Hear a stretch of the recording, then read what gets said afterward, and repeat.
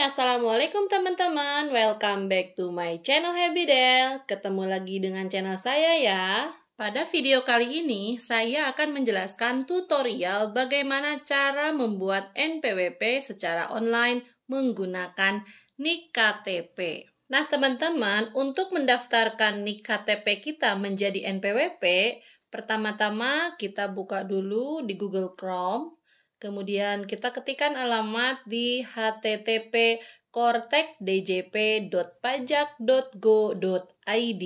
Setelah laman Cortex Administration System terbuka, nah karena kita akan mendaftarkan NIK kita menjadi NPWP, maka kita harus membuat akun terlebih dahulu. Nah, langkah pertama adalah kita klik di daftar di sini. Halaman selanjutnya adalah persiapan registrasi wajib pajak. Nah, di sini kita harus memilih jenis wajib pajak yang akan kita daftarkan sesuai dengan kategori yang paling relevan dengan status perpajakan kita. Apakah perorangan, instansi pemerintah, badan, atau pemungut PPN, PMSE luar negeri. Karena kita akan membuat NPWP pribadi atau perorangan, maka kita pilih di klik perorangan. Selanjutnya, di persiapan registrasi wajib pajak, kita memilih ya wajib pajak memiliki NIK atau NIK karena kita akan mendaftarkan NIK kita menjadi NPWP. Nah, di halaman selanjutnya ada pilihan jenis pendaftaran yang sesuai dengan nomor induk kependudukan kita. Apakah pendaftaran dengan aktivasi NIK atau hanya registrasi saja. Nah, karena kita sudah memiliki NIK dan akan mendaftarkan NIK kita menjadi NPWP, maka kita pilih di pendaftaran dengan aktivasi NIK atau aktivasi NIK. Nah, teman-teman, untuk mendaftarkan NIK kita menjadi NPWP, ada 7 langkah yang harus kita selesaikan. Yang pertama ada identitas wajib pajak, yang kedua adalah detail kontak, kemudian orang terkait, terus juga data ekonomi, alamat, verifikasi identitas, dan terakhir adalah pernyataan wajib pajak. Di langkah pertama di identitas wajib pajak, kita harus memasukkan data identitas wajib pajak, dimulai dengan nomor identitas kependudukan. Kita masukkan nomor identitas kependudukan sesuai dengan data yang ada di KTP atau kartu keluarga. Setelah itu, kita isikan juga nama wajib pajaknya sesuai dengan data yang ada di KTP. Setelah itu, kita isikan jenis wajib pajaknya. Karena kita memilih untuk perorangan atau pribadi, maka kita pilih di orang pribadi. Tempat lahir, negara asal, tanggal lahir, jenis kelamin, status perkawinan dan agama disesuaikan juga dengan data yang ada di KTP. Nah, teman-teman, untuk jenis pekerjaan, pastikan jenis pekerjaan yang kita pilih harus sama dengan data yang ada di KTP. Misalkan kalau data di KTP kita tidak bekerja atau belum bekerja, maka jenis pekerjaan yang kita pilih belum atau tidak bekerja. Sekalipun kenyataannya kita sekarang sudah bekerja di sebuah perusahaan, tetap kita memilih belum atau tidak bekerja karena disesuaikan data yang ada di KTP. Data selanjutnya adalah ada nama ibu kandung, nomor kartu keluarga, dan status anggota keluarga. Nah, untuk data ini dipastikan harus sama persis dengan data yang ada di kartu keluarga. Selanjutnya ada kategori orang pribadi, maka kita pilih di orang pribadi.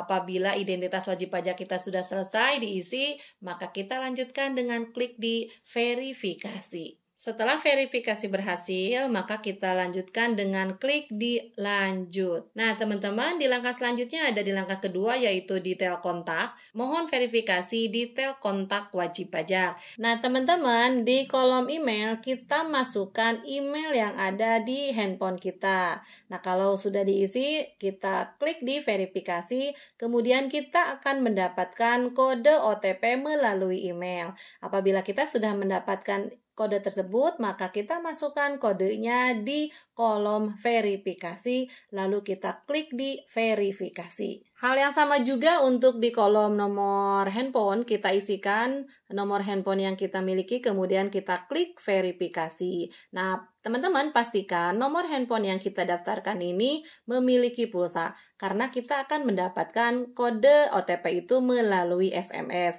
Apabila sudah mendapatkan kode OTP-nya, kita masukkan kode tersebut di kolom verifikasi, lalu kita lanjutkan dengan klik di verifikasi. Untuk nomor telepon dan nomor fax, kita samakan saja dengan nomor handphone. Apabila sudah selesai semuanya, maka kita lanjutkan dengan diklik lanjut. Nah, teman-teman, di langkah ketiga kita harus memasukkan orang terkait wajib pajak. Nah, kita di sini harus menambahkan orang yang mempunyai hubungan istimewa dengan kita.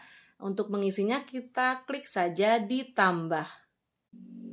Nah, di sini kita harus mengisikan jenis orang yang mempunyai hubungan istimewa dengan kita ya. Di sini harus kita harus pilih jenis orang yang terkait, kemudian nick-nya juga diisikan, kemudian nama yang bersangkutannya siapa. Apabila sudah terisi, maka kita lanjutkan dengan klik di simpan. Apabila kita sudah selesai mengisikan orang terkait, maka kita lanjutkan dengan klik di lanjut. Di langkah selanjutnya, di langkah keempat, kita harus memasukkan data ekonomi wajib pajak. Di sini kita harus mengisi metode pembukuan atau pencatatannya, mata uang pembukuannya, kemudian ada periode pembukuan. Nah, teman-teman, di kolom tambah sumber penghasilan, kita isikan sumber penghasilan, kita pilih saja di sana, kita pilih contohnya di pekerjaan. Kemudian untuk kode KLU, kita sesuaikan dengan pekerjaan kita. Kita klik di add, lalu kita pilih sesuai dengan pekerjaan kita. Apabila sudah memilih pekerjaan, di samping kanan ada kotak kecil, kita centang kotak tersebut menjadi warna biru. Kemudian kita isikan juga tempat kerja kita dan isikan juga penghasilan per bulannya. Apabila tambah sumber penghasilannya sudah terisi dengan lengkap, maka kita lanjutkan dengan klik simpan. Setelah pengisian data ekonomi selesai, maka kita klik di lanjut.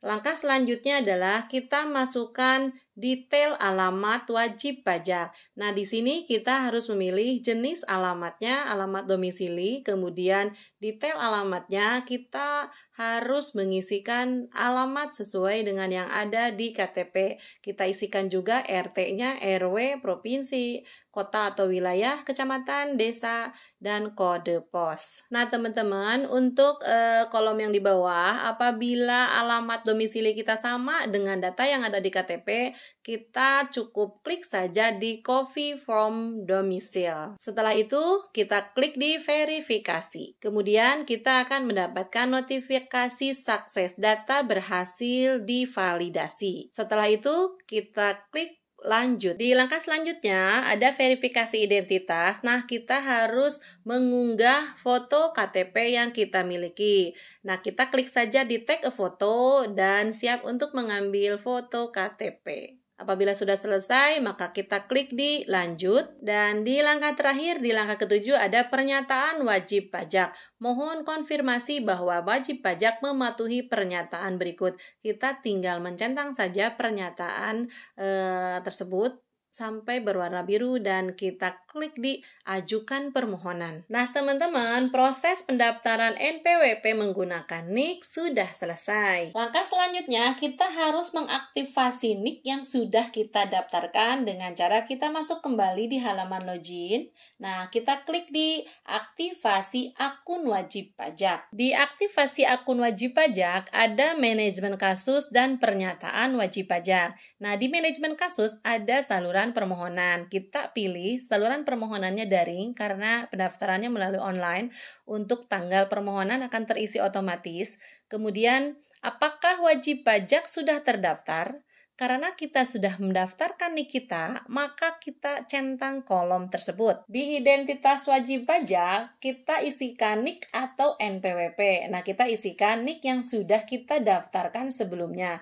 Lalu kita klik di cari, kemudian nama wajib pajak akan terisi otomatis sesuai dengan nama yang sudah kita daftarkan sebelumnya. Di detail kontak, kita harus mengisikan email dan nomor handphone. Tapi sebelum mengisi email dan nomor handphone, kita harus mencentang dulu kotak kecil yang ada di samping kanan lupa email atau nomor handphone terdaftar. Nah, apabila sudah mencentangnya sampai berubah warna biru, kita lanjutkan dengan mengisi email dan nomor handphone yang sudah kita daftarkan. Di verifikasi identitas, kita harus mengambil foto selfie kita. Nah, caranya kita tag a foto, klik di situ, kemudian kita ambil foto selfie kita. Setelah itu, kita klik di validasi foto. Apabila sudah berhasil, maka ada notifikasi successfully verified your image. Langkah selanjutnya adalah pernyataan wajib pajak. Nah, di sini kita hanya mencentang saja pernyataan yang sudah tersedia dengan menyadari sepenuhnya akan segala akibatnya dan kemudian kita centang saja, lalu kita klik di simpan. Maka proses verifikasi akun wajib pajak sudah selesai. Nah teman-teman, proses pembuatan NPWP dengan menggunakan NIK sudah selesai. Nah, selanjutnya kita bisa menggunakan NIK kita untuk kebutuhan NPWP. Nah, teman-teman, untuk proses download dan pencetakan kartu NPWP-nya akan saya jelaskan di video selanjutnya. Sekian video kali ini. Jangan lupa like, comment, and subscribe. See you. Bye-bye.